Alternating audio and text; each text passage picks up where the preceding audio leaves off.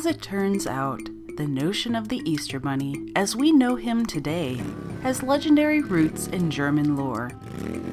Known as the Easter Hare, he would judge children's obedience during the eve of Eastertide.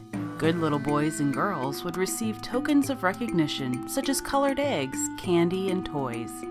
If the Easter Hare sounds a little like Christmas's Kris Kringle, you wouldn't be mistaken. However, the jolly old elf actually hails from Dutch lore. Hi, how you doing? Now, before this legend, there existed the medieval symbol of the rabbit.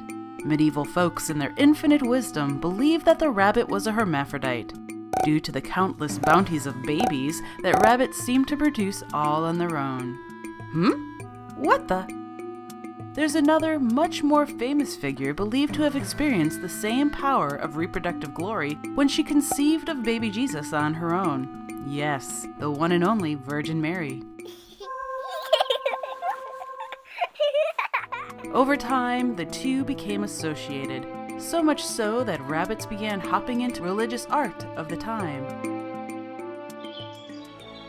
The legends continue with the story of a young rabbit, once visited by Jesus, who waited anxiously in a garden for him to return. Jesus returned early on Easter morning, and the young rabbit welcomed his friend. Later, when Jesus' disciples came into the garden, they discovered a path of larkspurs, each revealing a rabbit in its center as a remembrance of the loyal rabbit. So, what about Easter eggs, you might be wondering?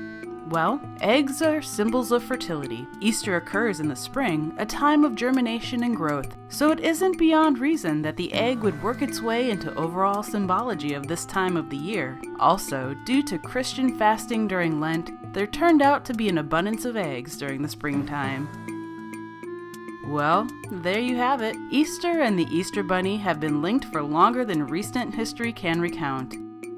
The egg-laying bunny was introduced to the U.S. sometime in the 18th century by none other than the Germans mentioned at the beginning of this video, as a story they continue to tell their children even after immigrating to the U.S.